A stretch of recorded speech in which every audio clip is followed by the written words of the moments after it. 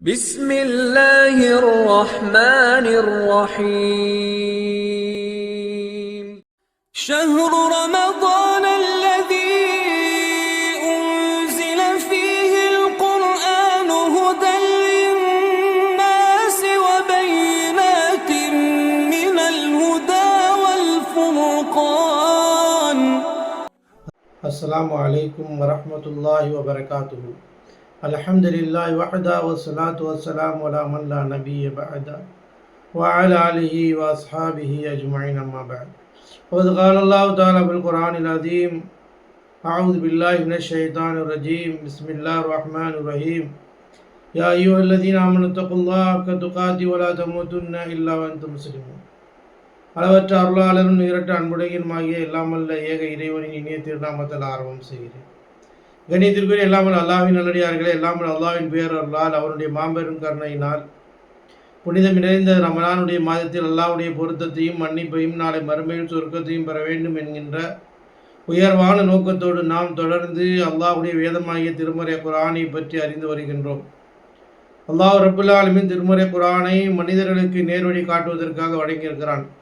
குர்ஆனும் நாம் என்ற தலைப்பில் நாம் தொடர்ச்சியாக பார்த்து வருகிறோம். அல்லாஹ் சுப்ஹானஹு வ தஆலா புனித மிக்க திருமறை குர்ஆனை புனித மிகுந்த ரமலானுடைய மாதத்தில் அருளியது நோக்கம் உலகில் வாழக்கூடிய மனிதர்கள் எல்லாம் நேர்வழி பெற வேண்டும், இறையச்சத்தை அடைய வேண்டும், நேர்வழியை பெற வேண்டும், அல்லாஹ்விற்கு அடிபணிந்த மனிதர்களாக வாழ வேண்டும் என்பதற்காகத்தான் அல்லாஹ் சுப்ஹானஹு வ தஆலா தூய்மையான இந்த திருமறை குர்ஆனை மனித சமூகத்திற்கு வழங்கியிருக்கின்றார். அப்படிப்பட்ட குர்ஆனை அடைந்திருக்கக்கூடிய நாம் புனித மிகுந்த ரமலானுடைய மாதத்தில் அதிகம் ஓத வேண்டும், படிக்க வேண்டும், அதனை மரணம் செய்ய வேண்டும், அதனுடைய பொருள்களை உணர்ந்து கொள்ள வேண்டும், அதன் அடிப்படையிலே அமல் செய்ய வேண்டும். இதன் மூலியமாகத்தான் நாம் மகத்தான வெற்றியை அடைய முடியும். எனவே அன்பிற்குரிய அல்லாஹ்வின் நல்லடியார்களே, அல்லாஹ் சுப்ஹானஹு வ தஆலா மகத்துவம் வாய்ந்த திருமறை நமக்கு அருளியிருக்கிறான். இது மனிதர்களுக்கு நேர்வழி காட்டியாகவும் இருக்கிறது, இறை நம்பிக்கையாளர்களுக்கு நேர்வழியும் அருள் மருந்தாகவும் இருக்கிறது, உள்ளங்களில் உள்ள நோய்களை போக்கக்கூடியதாகவும் இருக்கிறது என்றெல்லாம் அல்லாஹு தஆலா திருமறை குர்ஆனின் மூலமாக குறிப்பிட. குர்ஆன் என்பது நேர்வழி காட்டுவது மட்டுமல்ல, மனிதர்களுக்கு நோய் நிவாரணமும் இருக்கிறது. மனிதர்கள் ஏற்படுகின்ற நோயை போக்கக்கூடிய இறை வசனங்களும் இருக்கின்றன. நபி ஸல்லல்லாஹு அலைஹி வஸல்லம் அவர்களும் இந்த இறை வசனங்களை ஓதி உடல்நிலை சரியில்லாத ஓதி இருக்கிறார்கள். அதன்படி நிவாரணங்கள் கிடைத்திருக்கிறது. எனவே அல்லாஹ்வுடைய வேதமாகிய திருமறை குர்ஆனை நாம் பொருள் உணர்ந்து ஓத வேண்டும். நமக்கு உடல்நிலை சரியில்லை என்று சொன்னால் அந்த திருமறை குர்ஆனுடைய வசனங்களை ஓதி உடல்நிலை ஊதிக்கொள்ள வேண்டும். இதற்கு இஸ்லாம் வழிவகுத்து கொடுத்திருக்கிறது. மனிதனுடைய உள்ளங்களில் இருக்கின்ற நோயை போக்கக்கூடியவதாக இருக்கிறது. அவனுடைய உள்ளத்திலே இருக்கின்ற கெட்ட எண்ணங்கள், தீய எண்ணங்கள் எல்லாம் போக்கக்கூடிய அளவிற்குரிய வசனங்கள் இருக்கின்றன. ஷிஃபாஉல் லிமா ஃபி சுதூர், உள்ளத்தில் உள்ள நோயை போக்குவது என்று சொன்னால் இணை வைத்தலை விட்டு பாதுகாப்புகிறது. குர்ஆனை படிக்கும் பொழுது மனிதனுக்கு அல்லாஹ்வுடைய பயத்தை ஏற்படுத்துகிறது, தீயதை விட்டு தடுக்கிறது, நல்ல எண்ணங்களை உண்டாக்குகிறது. இப்படியெல்லாம் மனிதர்களுக்கு உள்ளத்தில் ஏற்படக்கூடிய நோயையும் போக்கக்கூடிய அருள் மருந்தாக அல்லாஹ் தஆலா இந்த திருமறை குர்ஆனை நமக்கு அருளியிருக்கிறான். அது அல்லாஹ் ரப்புல் ஆலமீன் திருமறை குர்ஆனின் மூலமாகவும் நமக்கு ஷிஃபா கிடைக்கிறது, நன்மை கிடைக்கிறது, நிவாரணம் கிடைக்கிறது. நம்முடைய உடலில் உள்ள நோயை போக்கக்கூடிய ஒரு தன்மையும் இந்த இறைவேதத்தில் இருக்கிறது என்பதை அல்லாஹ் ரப்புல் ஆலமீன் திருமறை குர்ஆனின் மூலமாக நமக்கு உணர்த்துகிறான். எனவே அன்பிற்குரிய அல்லாஹ்வின் நல்லடியார்கள், அல்லாஹ்வுடைய வேதமாகிய திருமறை குர்ஆனை நாம் படிக்கும் பொழுது நல்ல அமல்கள் செய்ய வேண்டும், புரிந்து கொள்ள வேண்டும், அது நேர்வழி காட்டக்கூடிய அமல்களை பின்பற்றி நடக்க வேண்டும். அது மட்டுமல்ல, நமக்கு திருமறை குர்ஆனை பொறுத்தவரை நம்பிக்கையை வைத்துக்கொள்ள, இறை நம்பிக்கை நம்மள்கிட்ட வரும். அல்லாஹ்வினால் கொடுக்கப்பட்ட இறைவேதம், இதை நாம் ஓதும் பொழுது நம்முடைய உள்ளத்தில் உள்ள நோய்கள் போக்கப்படுகின்றன. உள்ளத்தில் உள்ள நோய் என்னென்று சொன்னால் நம்மள்கிட்ட இருக்கிற இறை வைத்தல், பிதாத்து, ஷிர்கான காரியங்கள், இவைகளை விட்டு நமக்கு ஷிஃபா கிடைக்க வேண்டும் என்றால் குர்ஆனை ஓதும். குர்ஆனை அதிகம் ஓதினால்தான் நாம் இணை வைப்பை விட்டு தூரமாக்கப்படுவோம். குர்ஆனை அதிகமாக ஓதத்தான் நம்முடைய தவறான பாதையிலிருந்து விட்டு வெளியிலே வருவோம். குர்ஆனை நாம் அதிகமாக ஓதும் பொழுதுதான் நம்முடைய ஈமான் வலுப்படுத்தும். குர்ஆனை நாம் அதிகம் ஓதும் பொழுதுதான் நாளை மறுமையினுடைய சிந்தனை நம்முடைய உள்ளத்திலே பதிவாகும். குர்ஆனை நாம் அதிகமாக ஓதுவதன் மூலமாகத்தான் படைத்த அல்லாஹ்வினுடைய அச்சம் நமக்கு ஏற்படும், மறுமை சிந்தனை உண்டாகும். இது போன்ற உள்ளத்தில் பல வகையான நோய்களை விட்டு பாதுகாப்பு பெற வேண்டும் என்றால் அல்லாஹ்வுடைய வேதமாகிய திருமறை குர்ஆனை நாம் இஹ்லாஸோடும் இறையச்சத்தோடும் அன்றாட வாழ்க்கையில் ஓத வேண்டும். இதைத்தான் அல்லாஹ் தஆலா நமக்கு ஒரு ஷிஃபாஉல் லிமா சுதூர், உள்ளத்தில் உள்ள நோய்களை போக்கக்கூடிய மிகப்பெரிய ஒரு அருள் மருந்து என்று அல்லாஹ் தஆலா திருமறை குர்ஆனை சுட்டி காட்டுகிறான். எனவே அன்பிற்குரிய அல்லாஹ்வின் நல்லடியார்களே, அல்லாஹ்வுடைய வேதமாகிய திருமறை குர்ஆன் ஓதுவது மட்டுமல்ல, பின்பற்றுவது மட்டுமல்ல, மனிதர்களுடைய வாழ்க்கைக்கு ஏற்படக்கூடிய அந்த நோயை போக்கக்கூடிய அருள் மருந்தும் திருமறை குர்ஆனில் இருக்கிறது. அந்த இறைவசனங்களை நாம் ஓதி நம்மை நாம் பாதுகாத்து கொள்ள வேண்டும்.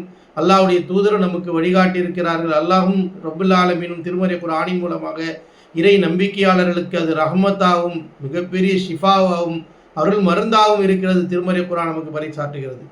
எனவே தான் அல்லாஹ் சுப்ஹானஹு வ தஆலா சூரத்து யூனுஸ் 10வது சூராவினுடைய 57வது வசனத்தில் அல்லாஹ் தஆலா சொல்லி காட்டுகிறான், யா அய்யுஹன் நாஸ் கத் ஜாஅத்துக்கும் மௌஇதத்தும் மிர் ரப்பிக்கும் வ ஷிஃபாஉ லிமா ஃபி சுதூர் வ ஹுதம் வ ரஹ்மத்துல் லில் முஃமினீன்.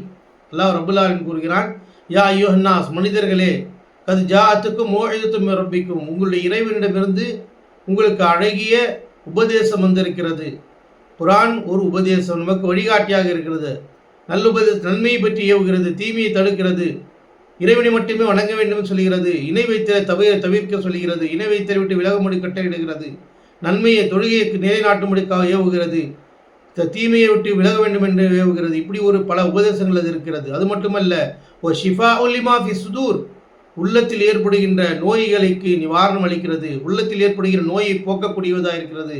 மனிதனுடைய உள்ளத்தில் ஏற்படுகிற தீய எண்ணங்கள், கெட்ட எண்ணங்கள், தவறான பாதைகள், இவைகளை விட்டு போக்கக்கூடியதாக இருக்கிறது. ஏனென்றால் குர்ஆனை நீங்கள் ஓதுவதின் மூலமாக, குர்ஆனை நீங்கள் படிப்பதின் மூலமாக, அது பொருள் உணர்ந்து படிப்பதின் மூலமாக, விளங்குவதின் மூலமாக, அது மரணம் செய்வதின் மூலமாக உள்ளத்தில் ஏற்படுகின்ற அந்த நோயை கூட அது போக்கக்கூடிய ஒரு மருந்தாக, அருள் மருந்தாக இருக்கிறது என்று ரப்புல் ஆலமீன் திருமறை குர்ஆனுடைய மகத்துவத்தை நமக்கு கூறுகின்றார். எனவே ரப்புல் ஆலமீன் சொல்கிறான், உங்களுக்கு திருமறை குர்ஆன் ஒரு உபதேசமாக இருக்கிறது. அது மட்டுமல்ல, ஓ ஷிஃபாஉ லிமா ஃபி சுதூர், உள்ளத்தில் இருக்கின்ற நோயை போக்கக்கூடியதாக இருக்கிறது.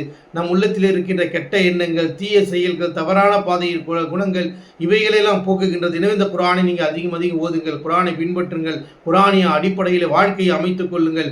இவைகளெல்லாம் உங்களுக்கு உள்ளத்தில் இருக்கக்கூடிய நோயை அகற்றக்கூடியதாக, அல்லாஹ்வுக்கு இணை வைக்கக்கூடிய அந்த காரியத்தை போக்கக்கூடியதாக. ஒரு மனிதன் இணை வைத்தலை விட்டு வெளியாக வேண்டும் என்றால், அவன்கிட்ட இருக்கிற அந்த நோயை போக்கப்பட வேண்டும் என்றால் குர்ஆன் அதிகமாக ஓதப்பட வேண்டும். என்றால் குர்ஆனில் அல்லாஹ் தஆலா இணை வைத்தலை கடுமையாக எச்சரிக்கிறான். இன்னல்லாஹ் லா யக்ஃபிரு அன் யுஷ்ரக பிஹி வ அஅ்புதுல்லாஹ் வ லா துஷ்ரிக் பிஹி ஷையா, அல்லாஹ் ஒருவனை மட்டுமே நீங்கள் வணங்குங்கள், அவனுக்கு எந்த ஒன்றை இணை கற்பிக்காதீர்கள் என்றெல்லாம் குர்ஆன் பேசுகிறது என்று சொன்னால் நாம் அதனை ஓத வேண்டும். ஓதுகின்ற பொழுது அது பொருள் உணர்ந்து ஓடும்போதுதான் நம்மள்கிட்ட உள்ளத்தில் இருக்கிற அந்த இணை வைத்தலுங்கிற தீமை நோய் நம்ம விட்டு போக்கப்படும். நம்மள்கிட்ட இருக்க தீய குணங்கள், கெட்ட எண்ணங்கள், இவைகளையெல்லாம் அல்லாஹ் தஆலா போக்குகிறான். இதில் ஏற்படுகிற நோயெல்லாம் அகற்றப்பட வேண்டும் என்றால் நாம் குர்ஆனை அதிகமாகுது. அதை தான் அல்லாஹ் தஆலா சொல்கிறான், உங்களுக்கு இந்த குர்ஆன் மிகப்பெரிய ஒரு உபதேசமாக இருக்கிறது, உங்களுடைய உள்ளத்தில் இருக்கிற அந்த நோயை போக்கக்கூடியதாக இருக்கிறது.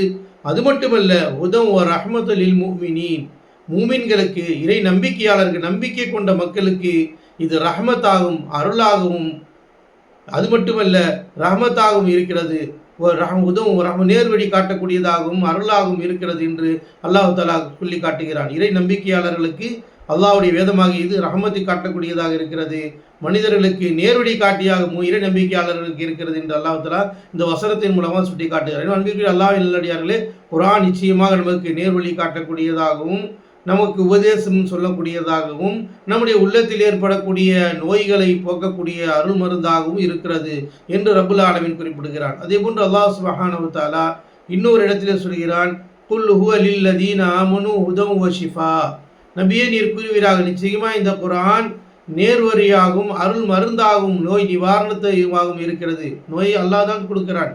அல்லாஹ் நபியன்மார்கள் சொல்லும் பொழுது, வைதா மரித்து போய் யஸ்வீன், நான் நோய்வாய்ப்பட்டு விட்டால் என்னுடைய நோயை போக்கக்கூடியவன் அல்லாஹ் தான் என்று கூறுகின்றார்கள்.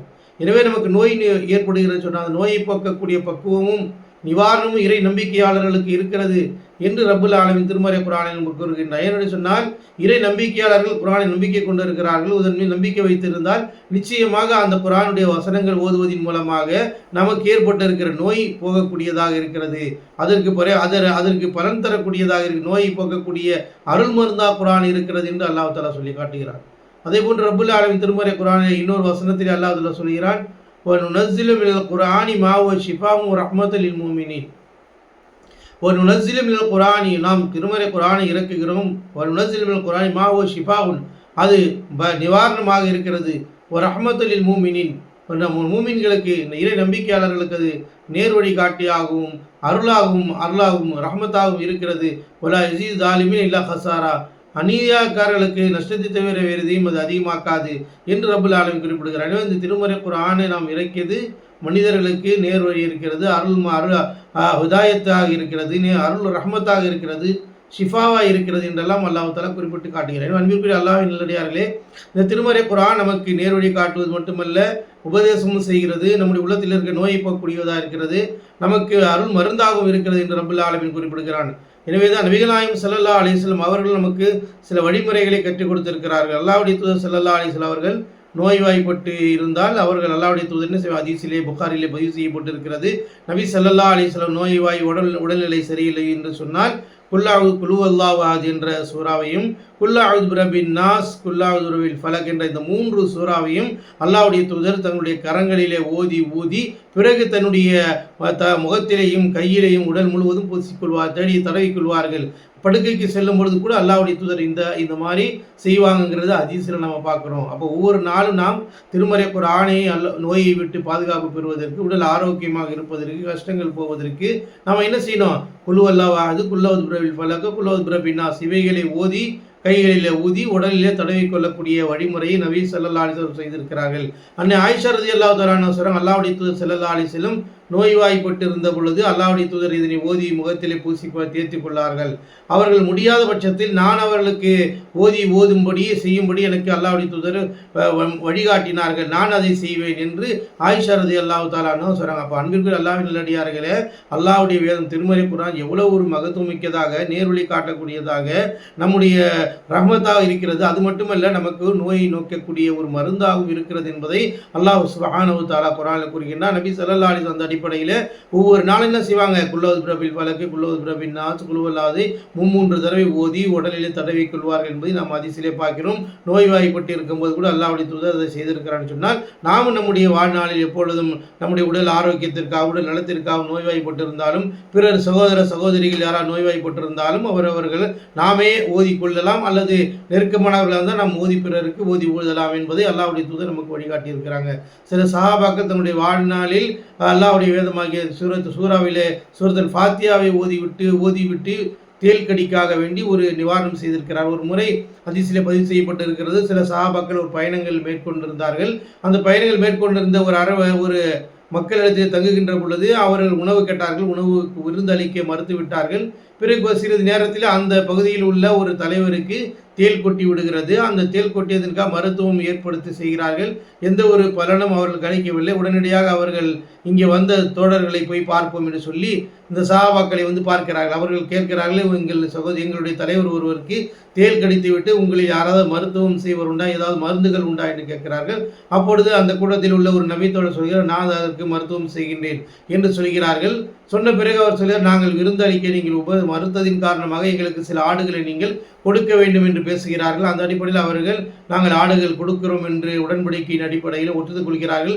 பிறகு ஒரு தேல் கடித்த ஒருவருக்கு அந்த நபித்தோழர் ஒருவர் என்ன செய்கிறாங்க? சூரத்துல் ஃபாத்தியாவை ஊதுகிறார்கள். சூரத்துல் ஃபாத்தியா ஓதி விழுகிறார்கள். சூரத்துல் ஃபாத்தியா ஊதுறாங்க. பிறகு அவர் என்ன செய்கிறாரு? அந்த தேல் கடியினுடைய விஷம் போய்விடுகிறது. அவர் எழுந்து நடக்க ஆரம்பித்து விட்டார். சாதாரண நிலைக்கு மாறிவிடுகிறார். அவருடைய உடல் குணமாகி விடுகிறது. இதை பார்த்த அடிப்படையில் அவர்களுக்கு அந்த ஆடுகளை கொடுத்து விடுகிறார், கூலியாக கொடுத்து விடுகிறார்கள். அதை பெற்றுக் கொள்கிறார்கள். அங்கே பங்கு வைக்க சொல்கிறார்கள். அப்போ சஹாபாக்கள் சொல்கிறார், இந்த விஷயத்தை நாம் அல்லாஹ்வுடைய தூதர்கிட்ட சொல்லாத வரை இது நாம் பங்கு வைக்கக்கூடாது, அல்லாஹ்வுடைய தூதர்கிட்ட போய் சொல்லணும் அப்படிங்கிறாங்க. பிறகு அல்லாஹ்வுடைய தூதர்கிட்ட சொல்கிறாங்க, நாங்கள் இந்த மாதிரி ஒரு தலைவருக்கு உடல்நிலை தேல் கடித்து விட்டது, அதற்காக நிவாரணமாக இந்த தோழர் சூரத்துல் ஃபாத்தியாவை ஊதினார், அவர் நல்லா ஆகிவிட்டார்னார். அல்லாஹ்வுடைய தூதர் ஸல்லல்லாஹு அலைஹி வஸல்லம் கேட்குறாங்க, உனக்கு இது எப்படி தெரியும்? இது ருக்கியா தான், குர்ஆன் ஓதி இந்த சூரத்துல் ஃபாத்தியா ஓதினால் நிச்சயமாக குணமடையும் என்பது எப்படி தெரியும் என்று கேட்கிறார்கள். இது சரியான விஷயத்தை நீங்கள் செய்திருக்கீங்கன்னு சொல்லிவிடுகிறார்கள். உங்களுக்கு கொடுக்கப்பட்ட அந்த ஆட்டு பங்கில் எனக்கு ஒரு பங்கு கொடுங்க அப்படிங்கிற மாதிரி அல்லாஹ்வுடைய தூதர் ஸல்லல்லாஹு அலைஹி வஸல்லம் சொல்கிறார்கள். இன்னும் அன்பிற்குரிய அல்லாஹ்வின் நல்லடியார்களே, அப்போ அல்லாஹ்வுடைய வேதமாக திருமறை குர்ஆனை நாம் நோய்வாய்ப்பட்டு இருக்கும் பொழுது நிச்சயமாக இஹ்லாஸோடும் இறையச்சத்தோடும் இந்த திருமறை குர்ஆனுடைய வசனங்களை நாம் ஓதி ஊத வேண்டும், நமக்குள்ளே ஊதிக்கொள்ள வேண்டும். பிறருக்கு நம்ம குடும்பத்தில் உள்ள பிள்ளைகளுக்கு உடல்நிலை சரியில்லை என்று சொன்னால் ஒரு தாயும் ஒரு தந்தையும் இந்த காரியத்தில் ஈடுபட வேண்டியது பழக்க வேண்டும். ஒரு குடும்பத்தில் நாம் இருக்கிறோம், வீட்டில் பிள்ளைக்கு உடம்பு சரியில்லை அப்படின்னு சொன்னால் தாய் என்ன செய்யணும்? குர்ஆனை ஓதி வசனங்களை ஓதி ஊதணும். குழுவலாவது சூரத்துல் ஃபாத்திஹா ஊதினால் நிச்சயமாக ஷிஃபா கிடைக்கும். நம்முடைய இறை நம்பிக்கை தான். இந்த நம்பிக்கையின் அடிப்படையில் நாம் அல்லாஹ்வின் நம்பிக்கை தவக்கல் வைத்து செய்தோம்னால் நிச்சயமாக அல்லாஹ் தஆலா அதன் மூலியமாக அருள் மருத்துவம் கொடுக்கக்கூடியவனாக இருக்கிறான். அல்லாஹ் தஆலா அதுக்கு நிவாரணம் அளிக்கக்கூடியவனாக இருக்கிறான். அந்த பழக்கத்தை நாம் பிள்ளைகளுக்கு கற்றுக் கொடுக்க வேண்டும். நமக்கு உடல் வலி இருக்கிறது, வேதனை இருக்கிறது என்று சொன்னால் நபி ஸல்லல்லாஹு பல வகையான துஆக்களை நமக்கு கற்றுக் கொடுத்திருக்கிறார்கள். இந்த திருமறை குர்ஆனுடைய வசனங்களை நாம் ஓதுவோம். எனவே அன்றாட வாழ்க்கையில் நாம் எப்பொழுதும் குறிப்பாக ஆயத்தில் குர்சி போன்ற சூறாக்களை நாம் அதிகம் ஓதிக்கொள்ள வேண்டும். இதெல்லாம் நம்முடைய நோய்களை போக்கக்கூடியதாக இருக்கிறது. எனவே அல்லாஹ்வுடைய தூதர் ஸல்லல்லாஹு அலைஹி வஸல்லம் அவர்கள் ஓதியது போல குல் வல்லாஹது, குல் அஊது பிரப்பின் நாஸ், குல் அஊது ஃபலக் போன்ற சூறாக்களை அன்றாட நாம் படுக்கைக்கு செல்லும் பொழுது ஓதிவிட்டு தடவி கொண்டு படுக்கக்கூடிய ஒரு பழக்கத்தை நாம் உருவாக்கி கொள்ள வேண்டும். எனவே அன்பிற்குரிய அல்லாஹ்வின் நல்லடியாரே, அல்லாஹ்வுடைய வேதமாகிய திருமறை குர்ஆன் நமக்கு நேர்வழி காட்டக்கூடியதாகவும் அருள் மருந்தாகவும் ரஹ்மத்தாகவும் இருக்கிறது என்று அல்லாஹ் தஆலா சொல்கிறான். எனவே அந்த ஒரு விஷயங்களை நான் நம்பிக்கை கொண்டு வாழ்க்கையில் நடைமுறைப்படுத்த வேண்டும். மிகுந்த ரமலானுடைய மாதத்தில் குர்ஆன் சொல்லுகிற இது போன்ற விஷயங்களை மனதில் பதிய வைத்து வாழ்க்கையில் கடைபிடிக்கக்கூடிய மக்களாக அல்லாஹ் தஆலா நம் அனைவர்களையும் ஆக்கி அருள் புரிவானாக. ஆமீன். வாஃபிர் தஅவானா அல்ஹம்துலில்லாஹி ரப்பில் ஆலமீன். அஸ்ஸலாமு அலைக்கும் வரஹ்மத்துல்லாஹி வபரகாத்துஹு.